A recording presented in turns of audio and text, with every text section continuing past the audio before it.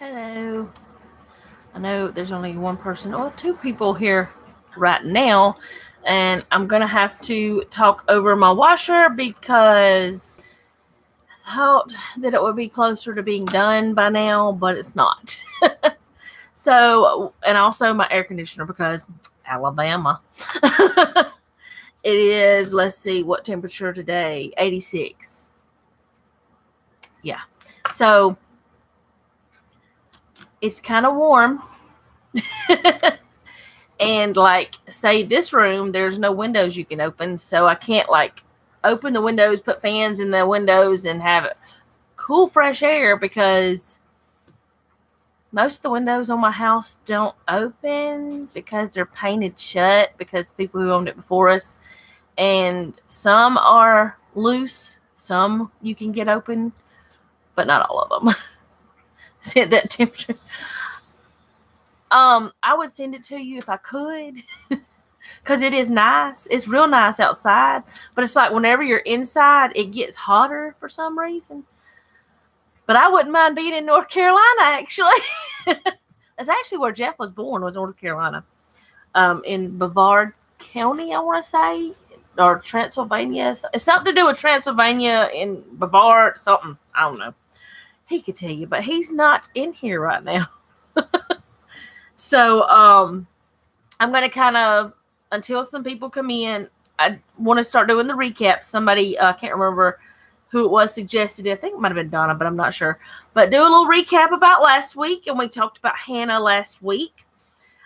We talked about how her name means favor and grace in Hebrew, and that Samuel, which was her first son, means heard by God. And we know that Hannah was Elkanah's wife, his first wife, and he had another wife named Peninnah. She was mean, very mean to Hannah because she already had children, and she kind of rubbed it in Hannah's face, which was rude. If it would have been me, there would have been some fights. But Hannah was always graceful. She was always nice. From what we gather from scripture, she was more depressed and had, had her own inner turmoil because she had not had a child. So we know that she prayed and that God heard her prayer and gave her a son, and she gave Samuel back to God after he was weaned. And the thing that really, that I believed that I got from it is that God will help the weak if you ask. And it doesn't matter if you're weak in just a moment or if you are just a weaker person, like you don't have, like, weakness doesn't always mean you're not, muscle strong. It also means sometimes you don't have as much of a way to stand up for yourself, maybe. And sometimes maybe weakness could be that you don't have something that you deserve, and that could be considered weakness in some ways. Weakness doesn't always mean the same thing to me. It can mean something completely different to someone else. But I just kind of wanted to go over that a little bit. And today we're going to be talking about Deborah. And I had said last week that we were going to talk about Deborah, but while I was studying, I decided to bring Jael, which is actually spelled Jael, but it's pronounced Jael in the Hebrew. J's sound like Y's. So I decided to bring her in because she's a dryer. She's a very important part of this story of Deborah. Deborah does not have a lot of, she doesn't have a lot of space in the Bible. She's not mentioned a lot. Like some people, like Sarah, they're mentioned in the Old Testament quite a bit, and then they're mentioned in the New Testament. People like Abraham, people like Moses, they're mentioned old and they're carried out throughout. Deborah is not mentioned much at all, and Jael is mentioned even less. So I have gone through and tried to figure out which Bible that I wanted to use, because I read the story in 3 different versions. I read it in the NIV, in the NLT, and the Amplified. I read it a little bit, some of it in King James, and I was thinking, what version do I want to use? I was pulled more toward the Amplified. Don't know why, but I was. So that is the Bible I'm using this time. This is my Joyce Meyer one, but you don't have to have a Joyce Meyer Amplified Bible. My family got it for me, and have some things marked, but that's just where I landed this time, is in the Amplified, and I wanted to let you guys know that before I got started, so you wouldn't be wondering, what version of the Bible is that? Which one is she using this time? Because, as you know, if you've watched me, I have lots of versions, and that doesn't mean I won't pull out my NLT or NIV, because I also have them, the actual story marked, and have that done. But before I really start talking about these ladies, Donna hasn't said anything. She's not, I don't know if she's here yet. I don't know if she's going to be able to come, but if she doesn't, she will be able to watch the after, she'll be able to watch it, because I always keep it on the playlist. But she talked about this series, this movie. This one is about Abraham. She told me about it. So Noah picked it up for me. He got it for me off of eBay. It was brand new. And she wanted me to say and tell you guys, or tell her how that I felt about it. So I thought, since I had mentioned it on here last week, I would tell you guys what I thought about it whenever I watched it. First of all, it's very long. It's like close to 3 hours, if not 3 hours. That's fine with me. I don't mind, which I did break it up a little bit. I ate supper in the middle of it. But anyway, my first thoughts, it is older. Let me see, what year did they make this? Oh, goodness, it doesn't say. 94. So, of course, it's older. I think it's 94 is the year they made that one. It is, it's not like the newest. I don't know if it's 94 or if that's just the year that they started them. Anyway, it's not the newest, greatest, latest, graphics and things. But honestly, I didn't care, because it's supposed to be set back in biblical times. So things are supposed to look a little different back then. They look a little rougher around the edges. My initial thought after watching it, or while watching it, is, if you don't know the actual story, if you don't read the Bible for yourself, and then you watch this, and then you go read the Bible for yourself, you're going to be like, whoa, that movie lied. Because there's poetic license taken in this movie. Quite a bit. Not so much that it ruins everything for you, but okay, with me, if something that is supposed to be about the Bible does not follow it completely or super close, I kind of get a little bit annoyed, because you're not supposed to touch scripture. You're not supposed to, go off of it. And yes, I do tell my thoughts whenever I do these studies. So yes, I am going off scripture, but what I'm doing is telling you how I feel. Now, this was supposed to be depicting the life and times of Abraham and Sarah whenever all this was happening. Like I said, there was some poetic license taken, but it is a good movie. And it does make you see, oh, wow, how in the world did they go through that? How in the world did Abraham, how was he going to sacrifice his own baby? How did he kick his kid out of his, place? And there was one part where the ages were wrong with Ishmael and Isaac. But that's okay. At least in my opinion, they are, because Ishmael was supposed to be like 13 whenever Isaac was born, and anyway. But it is a good series. Well, the one I've watched, it is good. I think I've watched another one of them before. The one about I think it's Moses. I think that was the one I watched, or maybe it was Joseph. Anyway, it is good. It's good to watch. You can kind of, if you know the story already, you can look over those flaws, and you can think, okay, it's Hollywood. They're just trying to, make it a little more like, well, maybe this happened or whatever, because it could have happened. But it is a good movie, because a lot of it is straight from the Bible, but not all of it. But, that's the way that is. Sometimes that happens. So now I'm going to go ahead and get straight into the Deborah and Jael. I think I'm going to start with just reading scripture, because that feels better to me when I do that. I don't know. It just feels like I'm actually doing what should be. I don't know. I did take notes. I have notes that maybe will keep me on track.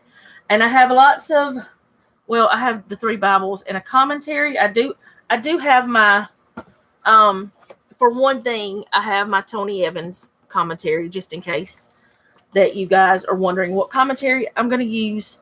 But it's only for one part. And I did get some things this online. This is from the Jewish Women's Archive. There's a website. I'll try to remember to leave it down below.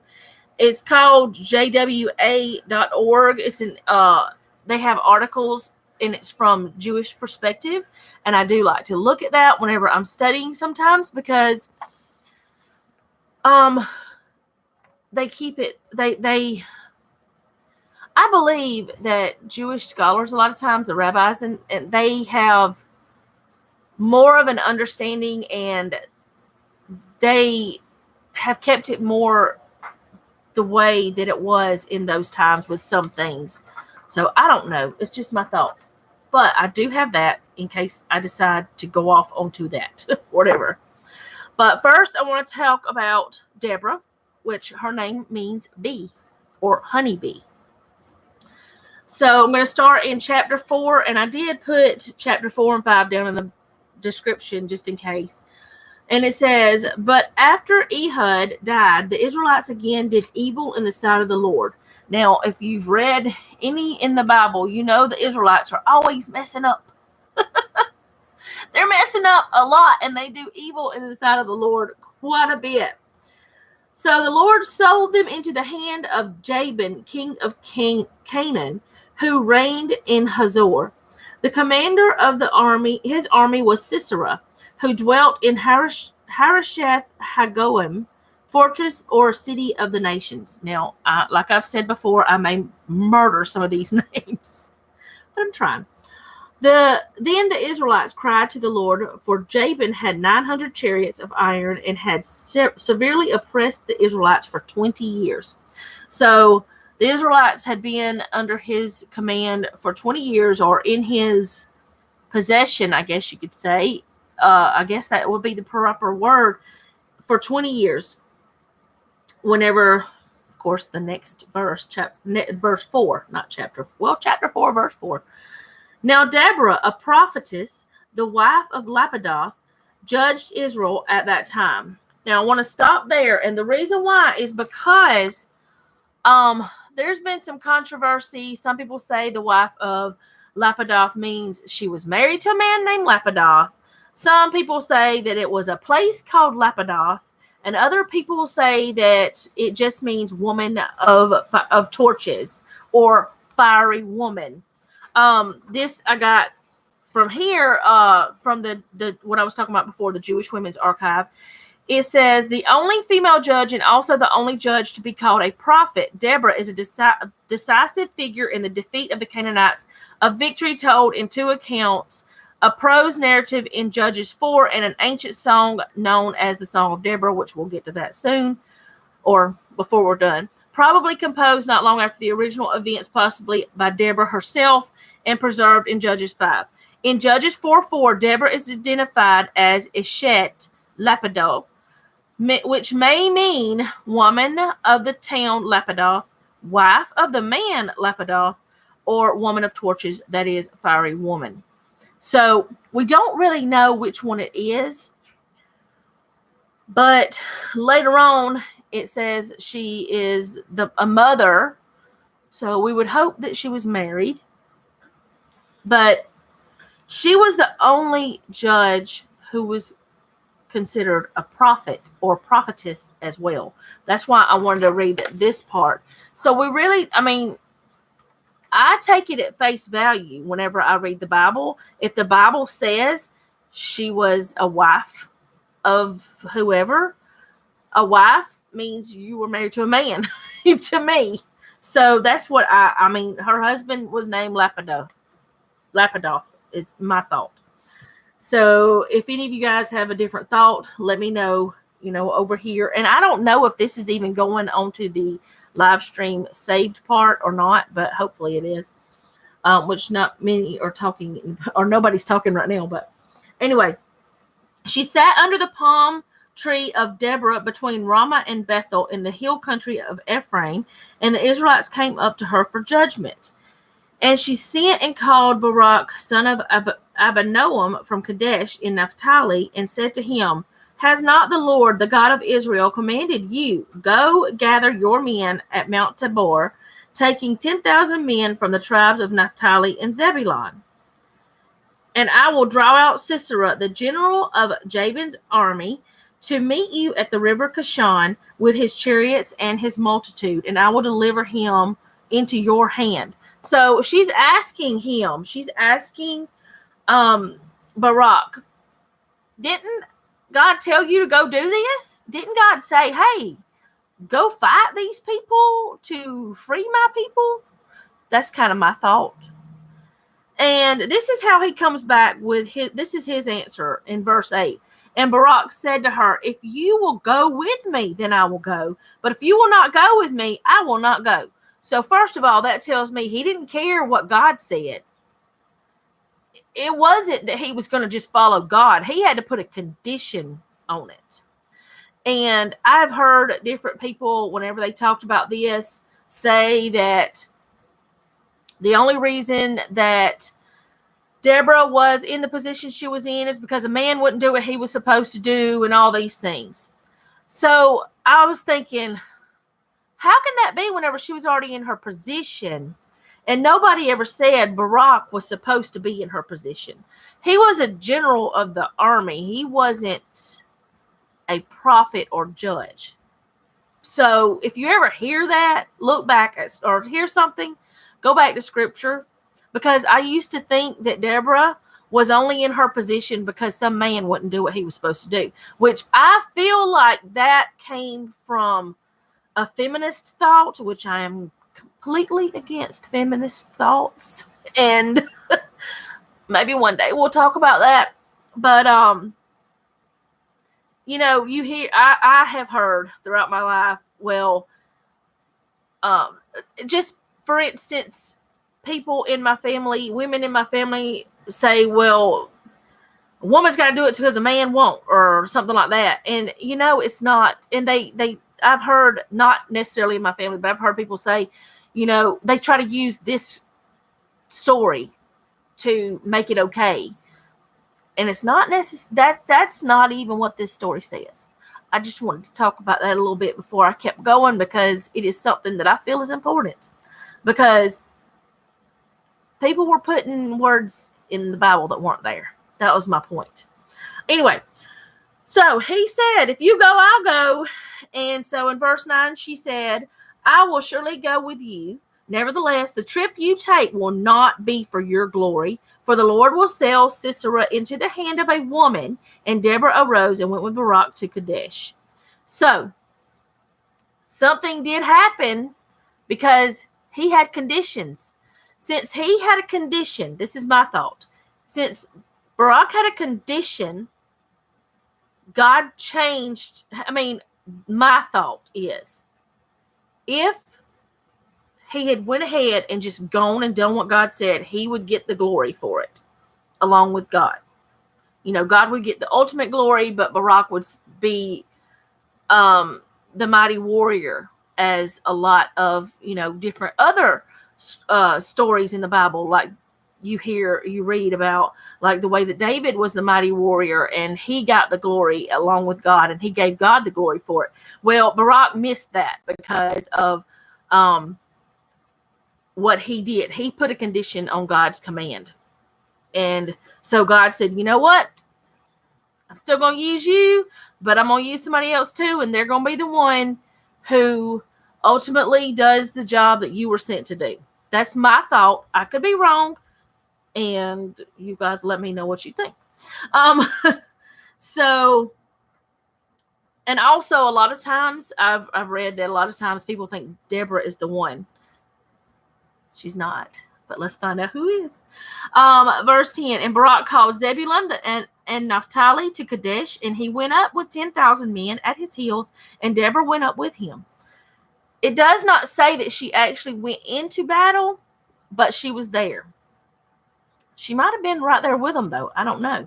Now, Heber, the Kenite of the descendants of Hobab, the father-in-law of Moses, had separated from the Kenites and encamped as far away as the oak of Zananim, which is near Kadesh. When it was told Sisera that Barak, son of Abinoam, had gone up to Mount Tabor, Sisera gathered together all the chariots, even 900 chariots of iron, and all the men who were with him from Harosheth Hagoim to the river Kishon. So that tells me, because in verse 3 it says that Jabin had 900 chariots. So when Sisera came, he came with all he had. He didn't just come with part of his chariots. He didn't just come with part of his military, part of his detail. He came with all he had, all of it. He came at Barak and Deborah. Verse 14, it says, and Deborah said to Barak, up, for this is the day when the Lord has given Sisera into your hand. Is not the Lord gone out before you? So Barak went down from Mount Tabor with 10,000 men following him. And the Lord confused and terrified Sisera and all his chariot drivers and all his army before Barak had with the sword. And Sisera alighted from his chariot and fled on foot. So he got out of his chariot, the general, the leader of these 900 chariots. He got out of his chariot and he ran away. He was like, I can't do this, because I'm a little scared here, and God is doing things up in the sky. Their God is bigger than mine, so I'm leaving. I'm gone. So he left. And the Lord confused and terrified Sisera. And wait a minute, did I read that? Yes. No, I haven't. And all his chariot drivers and all his army before Barak with his sword. And Sisera, no, I did read that. So sorry. But Barak pursued after the chariots and the army to Harosheth Hagoim, and all the army of Sisera fell by the sword. Not a man was left. So all of his army was gone. He left. Sisera was gone. He ran away. He's a chicken. Which, if you've ever seen a rooster, that I don't know where that saying comes from. But let's not go off. Okay, so Sisera was gone. All his men died. But he did not die in battle, like most men of valor do, if, they're the ones that get beat. So he was gone. But Sisera fled on foot to the tent of Jael, the wife of Heber the Kenite, for there was peace between Jabin, the king of Hazor. I guess it would be Jabin or Yabin. I don't know. I didn't actually look that up. The king of Hazor and the house of Heber the Kenite. And Jael went out to meet Sisera and said to him, turn aside, my lord. Turn aside to me. Have no fear. So he turned aside to her into the tent, and she covered him with a rug. And he said to her, give me, I pray you, a little water to drink, for I am thirsty. And she opened a skin of milk and gave him drink and covered him. Now, Why would she give him milk instead of water? I don't understand that, but I have heard a lot of people drink milk to help them sleep. So let's go on. Verse 20. And he said to her, stand at the door of the tent, and if any man comes and asks you, is there any man here? Tell him no. So he's telling her, lie to him. Don't tell him I'm here. I'm still hiding. I'm afraid of all those Israelites. They're going to kill me. And Jael, Heber's wife, took a tent pin and a hammer in her hand and went softly to him and drove the pin through his temple and into the ground. For he was in a deep sleep from weariness, so he died. Okay, now this is going a little bit gross. It's going to be a little bit gross, but I don't know how to talk about this other than it being a little bit gross.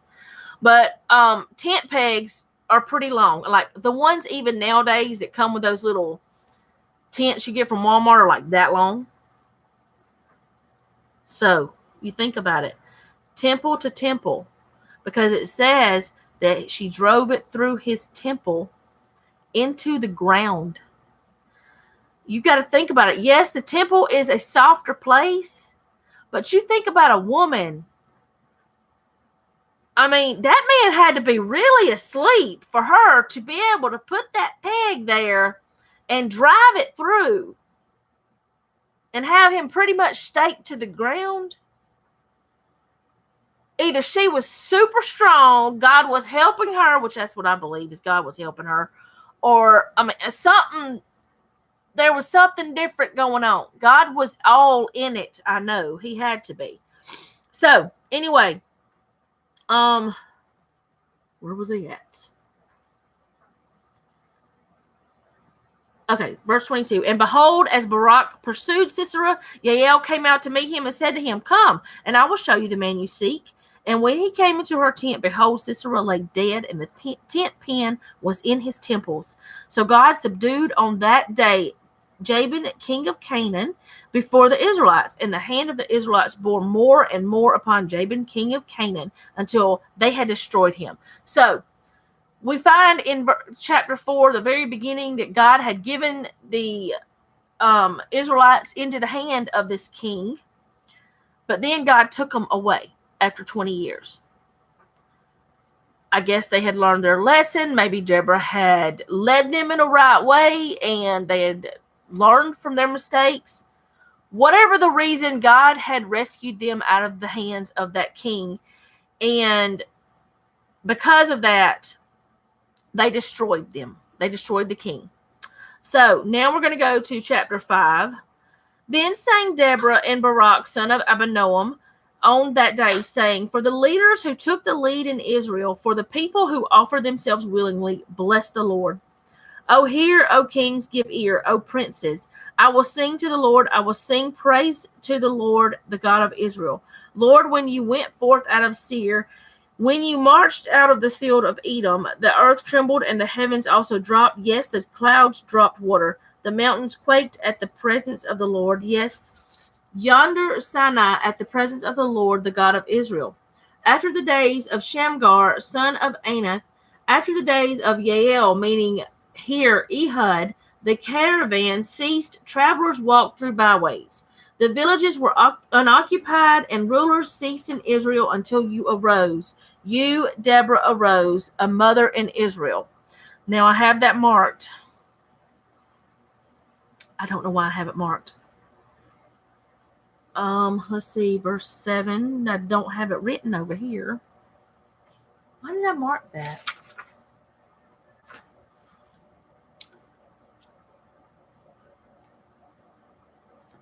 Maybe I wanted to look down here or something. I don't remember why I had it marked. I did not give myself a note.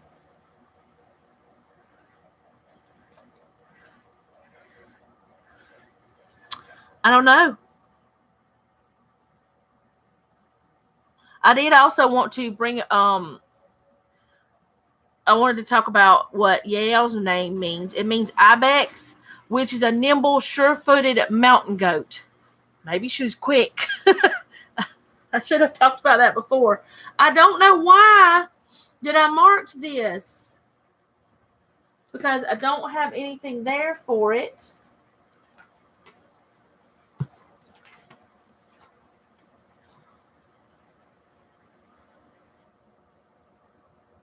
I don't know why I haven't marked. Oh, goodness.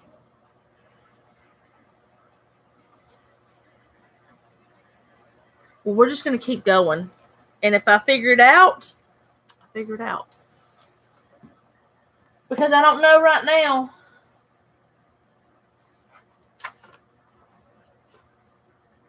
I just don't know right now.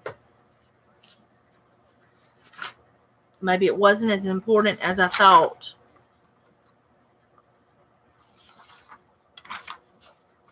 I don't know. Or it wasn't something I needed to bring out. I don't know. Anyway, let's keep going. Verse 8. Formerly they chose new gods, then war was at the gate in the gates. Was there a shield or spear seen among 40,000 in Israel? My heart goes out to the commanders of Israel who offer themselves willingly among the people. Bless the Lord. Tell of it, you who ride on white donkeys, you who sit on rich carpets, and you who walk by the way.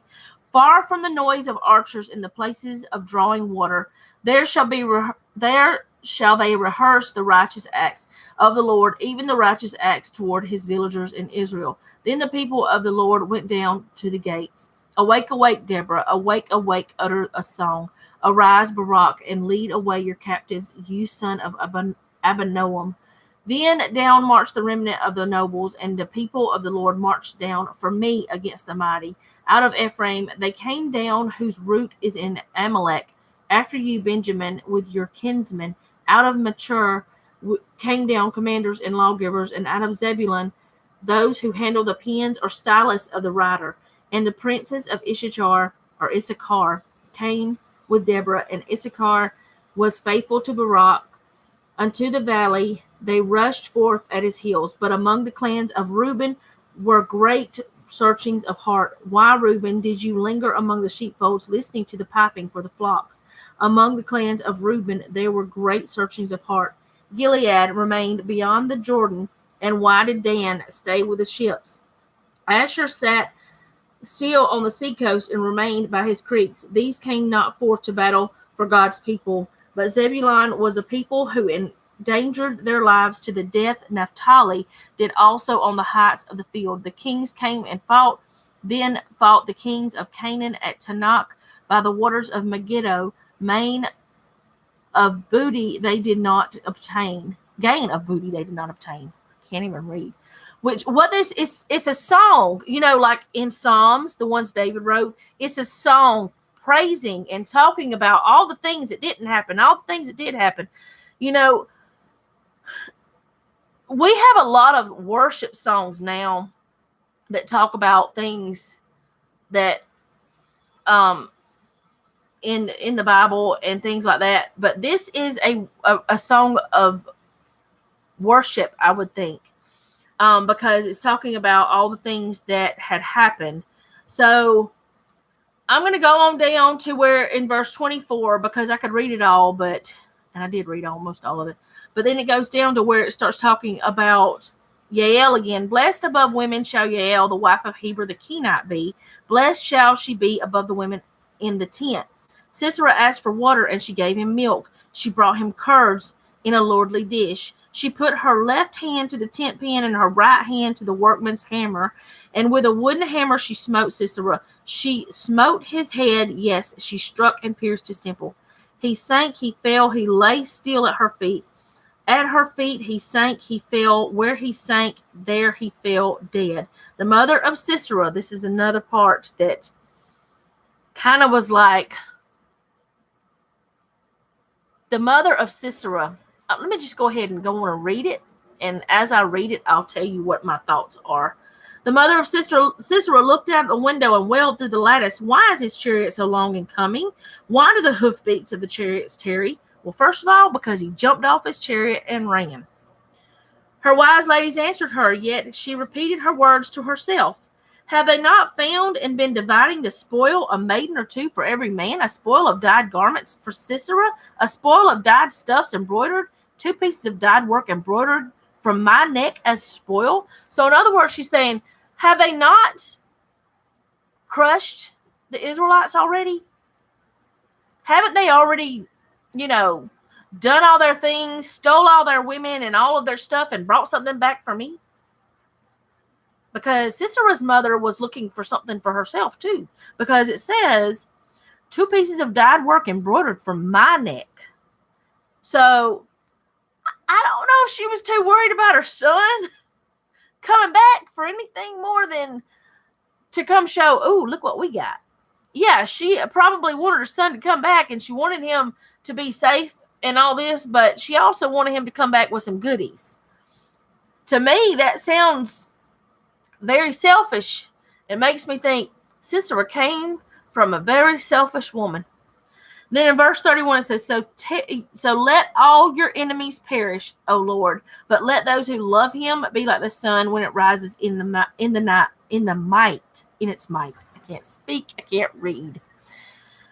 Let me try that verse again. 31. So let your enemies perish, O Lord, but let those who love him be like the sun when it rises in its might. And the land had peace and rest for 40 years. So this battle, okay, they were given into the hands of the enemy for 20 years.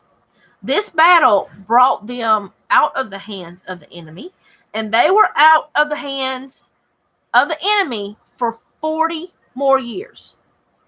So God doubled the good times. The bad times were 20, the good times were 40. But then in chapter 6, they mess up again. But we're not going to go on that part right now. I'm still trying to figure out why in the world I had that marked, because I don't know. But Sisera's mother, I have it written down. Sisera's mother seems greedy. I don't even know why I had this over here marked anymore, because I marked a lot this week, and I know there's no way I could go over everything I marked. But let's see. There was some reason why, I just don't know. I did have this that was about Deborah that I had gotten, that I told you guys about. And I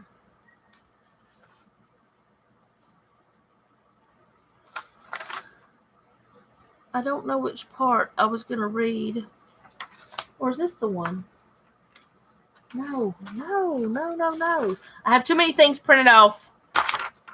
This is the one. I talked about how the story goes and how Deborah had summoned Barak. And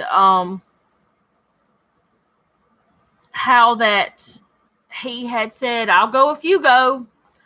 And then on down, it's talking about Judges 5. It says, the song of Deborah preserved in Judges 5 tells more about this final battle. It describes the chaotic condition that exists until you arose, Deborah, arose as a mother in Israel. The poem hints that the battle against Canaan was instigated by the people who call, awake, awake, Deborah, awake, awake, utter a song, arise, Barak, lead away your captives, O son of Abinoam. Deborah's job would not be to fight. As a prophetic leader, her job would be to sing encouraging war chants and victory song, such as Judges 5, and the actual fighting would be Barak's job. That was something I did want to talk about. She wasn't there to fight. She was there to encourage and help Barak along the way. And then it says, Yahweh takes part in the actual battle, causing a sudden flood storm. The stars fought from heaven. From their courses, they fought against Sisera. The torrent Kishon swept them away. Then this disabled the Canaanite chariots, enabling Israel's infantry to win. Now, if God had not intervened and said, okay, I'm going to just cause a little storm here, and we're fixing to get this done. If God had not intervened, I don't think the Israelites could have pulled through, because they were not as strong as their enemy was. So it seems to me that there's just no way that that could have happened. Now I think I'm coming across the part where I had that marked. And why? Um, on down it says there's no other heroine like Deborah in the Hebrew Bible, but other women did have some of her many roles. She is called a mother in Israel, perhaps because she was a biological mother. This would be important, showing that mothers might attain political prominence. More likely, the phrase may indicate that her arbitration powers as judge were parental, even maternal. Mother, like father, can be an honorific title for an authority figure or protector in the community. So in Samuel 24:1, and I do have those marked. 1 Samuel, so sorry, I should have said that. 24:1, where am I at? Did I mark that one? No, I didn't. Okay. 1 Samuel 24:1, it says, when Saul returned from following the Philistines, he was told, behold, David is in the wilderness of En-Gedi. That's why I didn't mark it. I don't understand how that goes with this. But in Isaiah 22:21, it says, and I will clothe him with your robe, and I will bind your girdle on him, and you will commit your authority to his hand. He shall be a father to the inhabitants of Jerusalem and to the house of Judah. So that's a protector. That is an example of a protector. And I guess that's why that is talking about this in Samuel. Another possibility is that she was a strong administrator of God's plan, like the matriarchs in Genesis. As a respected politico-judicial authority, she has a counterpart in the wise woman of Abel, who spoke for and rescued the city of Abel, where she said the people of Israel brought her their disputes to be settled. So judges in that time, let's just say there were two people fighting over property. And one of them had proof, the other one didn't, but they were just both saying it was theirs. Well, she would be the one who said, hey, let's find out who this actually belongs to. And she would be the one that judged and would be the one that said who got the property. And that's what judges did. And there's no other judge in the Bible that was a woman that I know of, that I can think of anyway. But it's a very important job. If you remember back when all the laws and all of those things, that is one of the things that God said to do, is appoint judges. Let's see, where are we at? Okay. 2 Samuel, let's see. Who spoke for and rescued the city of Abel, where she said the people of Israel brought their disputes to be settled. 2 Samuel 20:15 through 22. I was going to read that. I have it marked right here, if I don't turn too many pages. 15 through 22, it says, and they came and besieged Sheba and Abel of Beth-Makkah, and they cast up a siege mound against the city, and it stood against the rampart, and all the men of with Joab battered and undermined the wall to make it fall.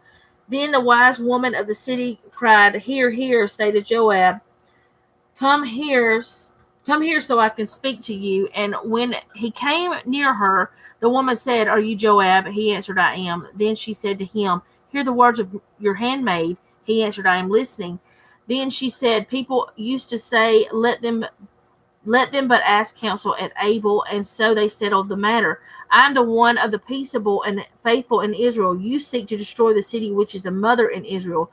Why will you swallow up the inheritance of the Lord? Joab answered, far be it from me that I should swallow up or destroy. That is not true. But a man of the hill country of Ephraim, Sheba, son of Bichri, I don't know, has lifted up his hand against King David. Deliver him only, and I will depart from the city. And the woman said, behold, his head shall be thrown to you over the wall. So this woman came and talked to him and pretty much saved the city from being just taken apart. As a singer of victory songs, she echoes Miriam and foreshadows latter women who celebrate David's military success. In 1 Samuel 18:6 and 7, that is another example of a woman helping. And Miriam was also a prophetess. And as a prophetess like Miriam, she anticipates later female prophetic figures such as Huldah, who prophesied the end of Israel's time in Canaan, and Noadiah, who appeared during the restoration from exile. But there are differences in these roles. Women singers and prophets continue throughout Israel's history, but with the consolidation of the Israelite monarchy, politico-judicial authority of the type enjoyed by Deborah and the wise woman of Abel was handed over to the royal bureaucracies, and except perhaps for some queen mothers, they apparently did not include women. So she was multiple things. She was a prophetess. She was a judge. She was a wife. She did a lot of things to help Israel. And my take is, she was staying in God's will. And my take is, if you stay in God's will and not try to put conditions on things, life will be much easier. God is the one who gets the glory in the end for all the wars. So any little thing that we go through, if we try to put a condition on it, if we say, well, if God says, you need to do this for this to stop happening. If you say, well, but God, I want to do this. Can you just do this so I can do this? I should have real examples, but it's hard for me right now to have real examples. But if you're saying, God, I hear what you're saying, but can we just make a deal here? Can we just, how about I have Sally over there go with me and I don't have to go by myself? Well, that's putting a condition on what God's telling you to do. So things may not turn out exactly like God planned, because God might change his plan. He might say, okay, if you want Sally to go, that's fine. You can do it. You'll still get through this. But Sally's going to have part of the glory here. She's going to get some recognition. And I'm not saying we should do things to get recognition. I'm saying that sometimes we need to go ahead and do what God says so somebody else doesn't have to step in. Now, Deborah had no problem stepping in. She stepped up to what God said. And I did wonder while studying this, what would have happened if she said, no, you do what God said. I'm going to stay right here and do my job as judge and prophetess. If that had happened, what would the Israelites have been free for 40 more years? Would they have gotten through the mess and not had to deal with it for 40 more years? We don't know, because that's not, the story that happened. But it does make me wonder if he had just sat back and not done anything, then nothing might not have happened. They might have been in the slavery for a lot longer.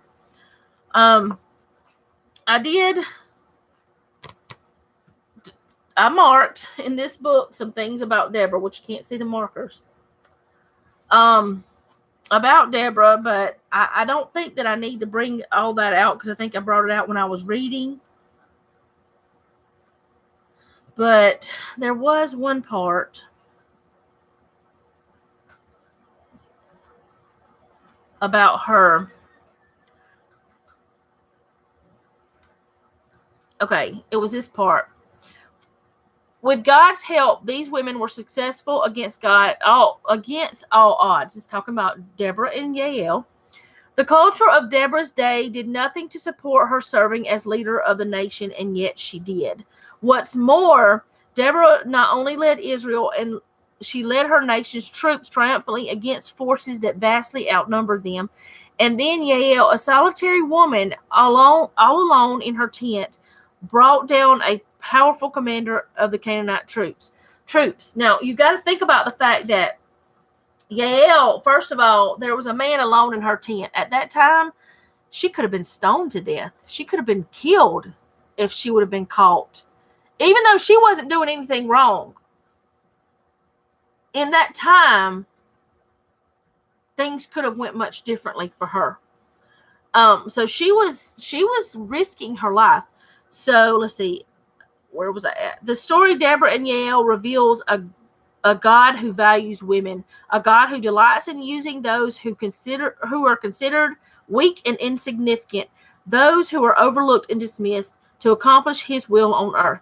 As the Apostle Paul wrote, God chose the foolish things of the world to shame the wise. God chose the weak things of the world to shame the strong. He chose the lowly things of this world and the despised things and the things that are not, to nullify things that are. That's in 1 Corinthians 1:27-28. So God chooses ones that you don't think he would choose, just like he chose Esther, just like he chose Sarah, just like he chose so many other women.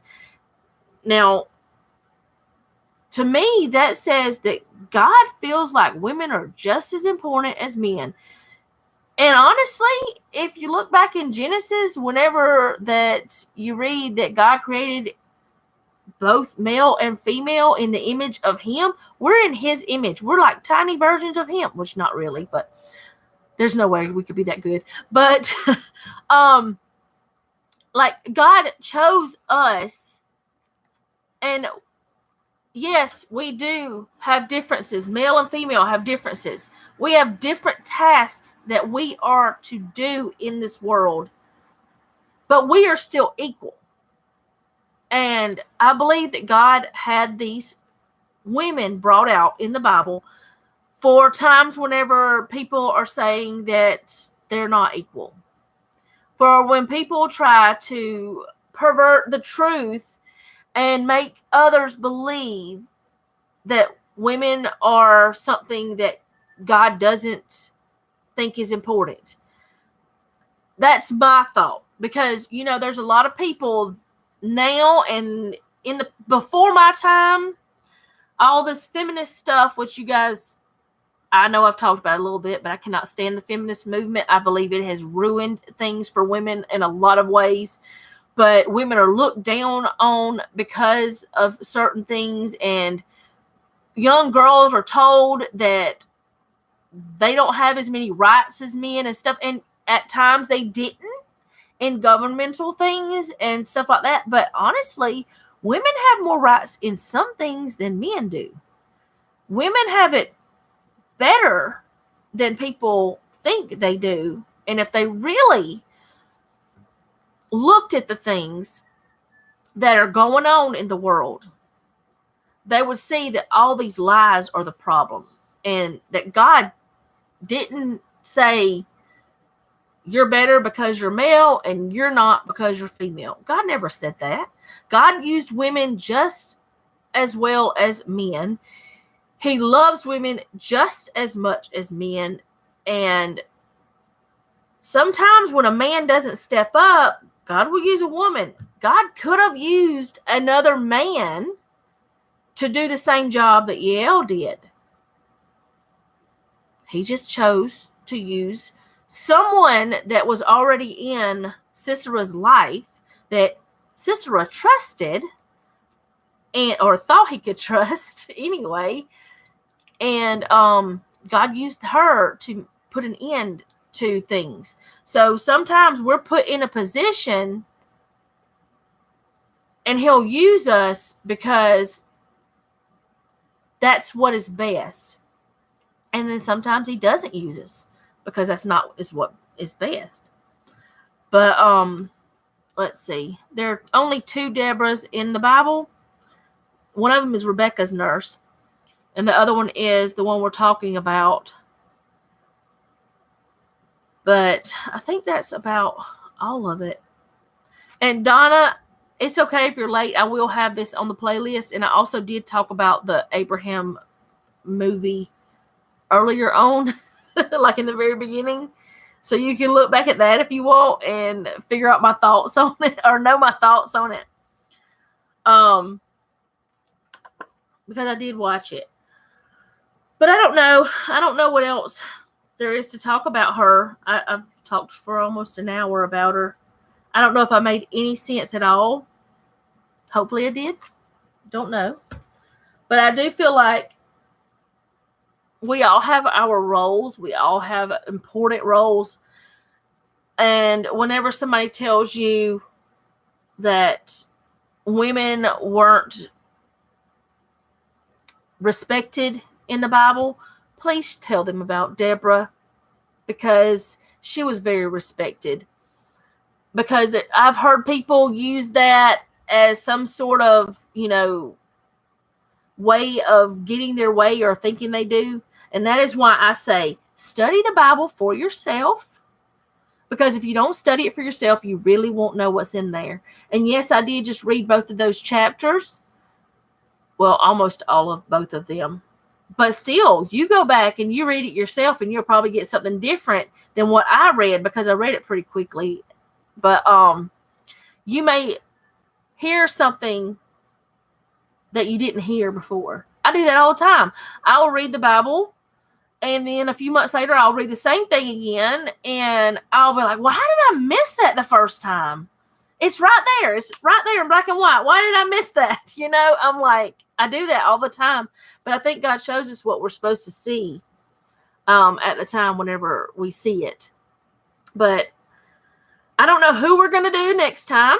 I will find someone. We may do a man next time. We don't know. We might study. I'm not going to study David, because that would be weeks and weeks and weeks. So I'm not going to start that one. Maybe sometime we will start a series on that. But I'm thinking that I may do a study instead of on a certain person. I may go ahead for next week and do like about how things were done, maybe a historical part. I don't know yet. I have a lot of things that I've thought about, and things that are not studied so much in churches, and stuff like book clubs and all those kinds of things. So I may bring out something else other than just a woman, but maybe it'll still pertain to women, because everything in the Bible is for both sexes. It's not just for one or the other. Everything in there is for both of male and female. It's not just for one or the other.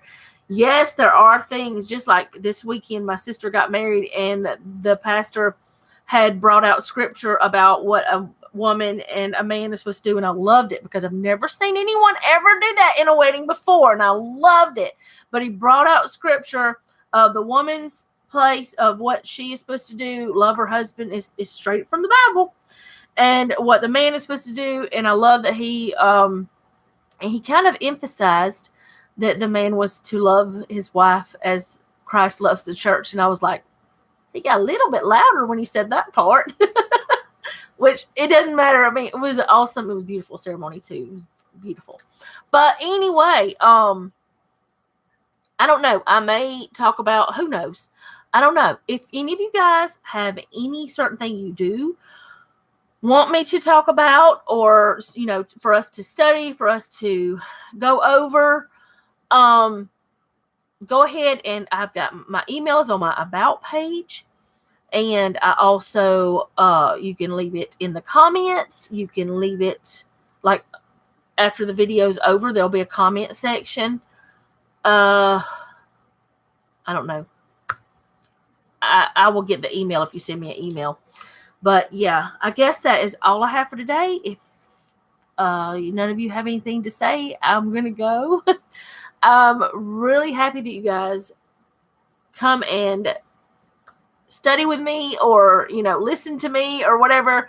As I've said, I'm not a scholar, which actually I say I'm not a theologian, but I looked up something this week, and I saw that the definition of theologian is something like someone who actually studies the scripture. So I might kind of be. I don't know. I don't consider myself a very good one. I just know how to find stuff. And I have lots of resources. I have so many books. A lot of books that help me learn. But anyway, that is all I've got today. I want to thank you again for all of you supporting me and coming, because you don't have to. You don't have to come listen to me. But I do want to thank you for that. And I'm going to go. And remember, don't take any wooden nickels and be sweet.